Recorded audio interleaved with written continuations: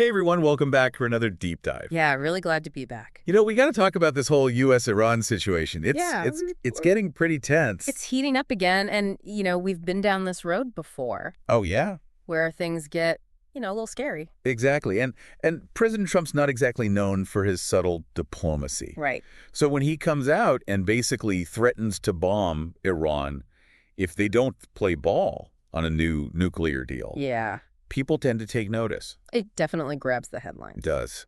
So we really want to dig into this for you today. Yeah. Give you a better sense of what's actually going on beyond those, alarming headlines. Exactly, because, What are the real issues? yeah, what are the real issues at play here? What are both sides, what's their reasoning? And then, the big question is, where can this go from here? Yeah. Is there a peaceful way out of this mess? Right. Or are we headed down a dangerous path? Exactly. So to do that, we're going to be looking at a really interesting report from DW News. Yeah, they've done some good work on this. They have, and they've got some excerpts from a speech by Iran's supreme leader, Ayatollah Khamenei, which is really fascinating. Yeah, to get that perspective directly from him is pretty valuable. Absolutely. And they also bring in some expert analysis from Alex Vatanka, who's a Middle East expert. He's great. Really knows his stuff. So let's jump right in. I mean, the initial trigger here was Trump's threat. Pretty straightforward. He said, we'll bomb Iran if they don't agree to a new nuclear deal. Yeah, I mean, there's no other way to interpret that. That's a pretty clear message. No beating around the bush. No. And Iran's reaction was pretty swift, too. Oh, yeah.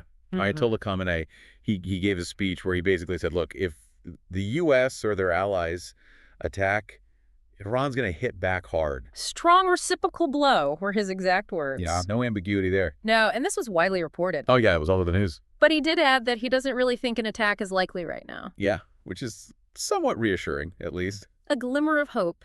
Right, but the message is clear. Iran is not backing down. No, they're not. And this all revolves around this nuclear deal, this new nuclear deal that Trump wants. Right. But what does that actually mean?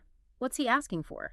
Well, according to Vatanka, and this is what he says in the DW News report, Trump's main objective is to make sure Iran never gets a nuclear weapon. Okay. That's the bottom line. Okay. But here's where it gets interesting. Vatanka says that a civilian nuclear program in Iran, that's probably something the U.S. could live with. Really? Which, if you think about it, isn't that different from the deal that Trump walked away from back in 2015? I mean, that deal had restrictions on Iran's uranium enrichment. Yeah. They had international inspectors all over their facilities. Right. So it wasn't like they had free reign. Right. But Trump had his issues with it. He said it didn't last long enough. It didn't address Iran's missiles or their regional activities. So basically, it sounds like Iran could technically agree to what Trump says he wants, right? That's Vatanka's take. He says the problem isn't so much the substance of the deal. It's that Trump needs to feel like he won the negotiation. Like he got a major victory. The art of the deal. Exactly. So this is all about appearances. Well, appearances and also, I think, domestic politics. Vatanka argues that Trump is under a lot of pressure at home to look tough on Iran. Yeah, from his base and from certain allies in the Middle East. Exactly. Israel's, Saudi Arabia, they've been pushing for a hard line on Iran for years. Right. And Trump's very sensitive to their concerns. So this need to win, this explains why Iran's so hesitant to sit down with the U.S. right now? Oh, yeah, for sure. They don't want to be seen as giving in to Trump's demands. Yeah, especially after he pulled out of the previous deal. Right. It'd be a huge loss of face for them. Exactly. And Vatanka highlights another key point here. What's that? He says there's a deep-seated opposition to the U.S. within Iran's leadership. Oh, yeah, especially with Ayatollah Khamenei. It goes all the way back to the Iranian Revolution in 1979. Right, and it's only gotten stronger since then. So it's not just about this one nuclear deal. No, it's about decades of animosity and distrust. And on top of that, Khamenei is apparently worried about being humiliated by Trump's negotiating style. Yeah, Vatanka says he prefers quiet, behind-the-scenes diplomacy. Where they can work things out without all the public pressure. Right.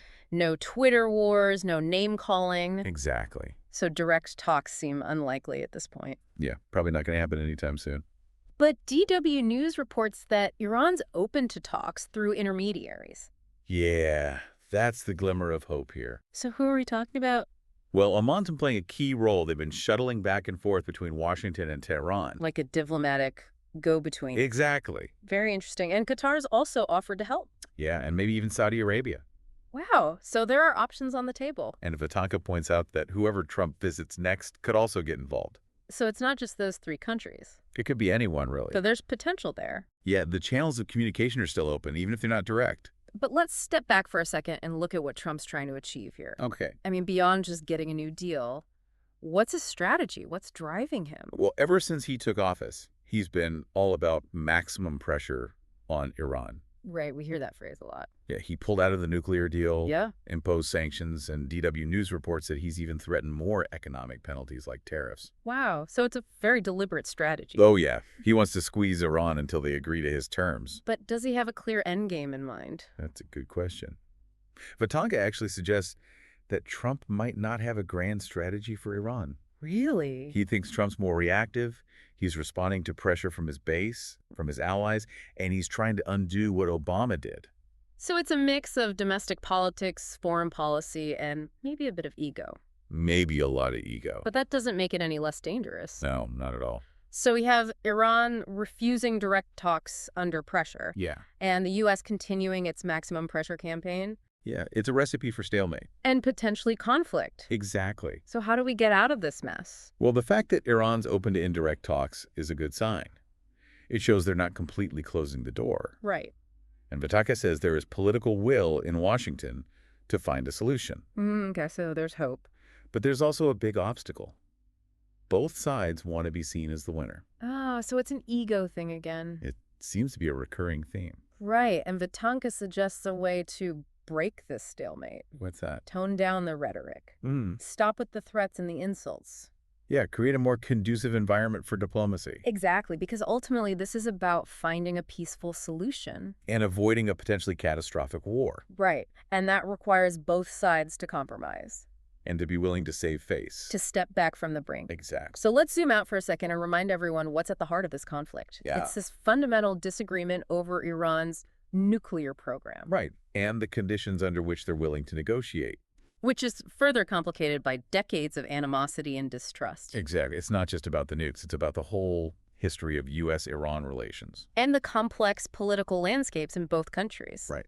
So to sum it all up for our listeners, President Trump's threats to bomb Iran if they don't agree to a new nuclear deal have been met with defiance from Ayatollah Khamenei, who's warned of retaliation. Yeah, and that really highlights the dangerous stalemate we're in. A stalemate rooted in disagreements over the nuclear program and a deep mistrust that goes back decades. Right.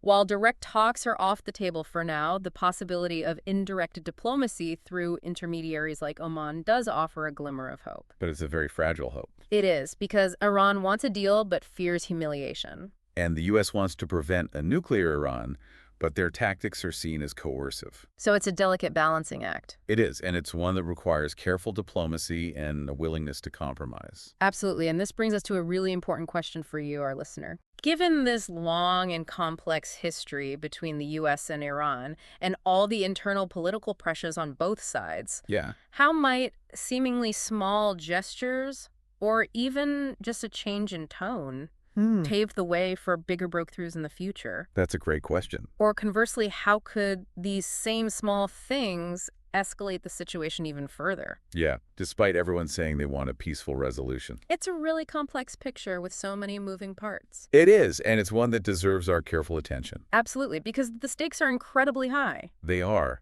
and that's why we wanted to bring you this deep dive today. To help you make sense of this critical geopolitical situation. Exactly, and to encourage you to think critically about the information you're consuming. And to stay informed and engaged. Because this is a story that's far from over. Thanks for joining us. Yeah, thanks for listening. We'll be back soon with another deep dive. Until then, take care.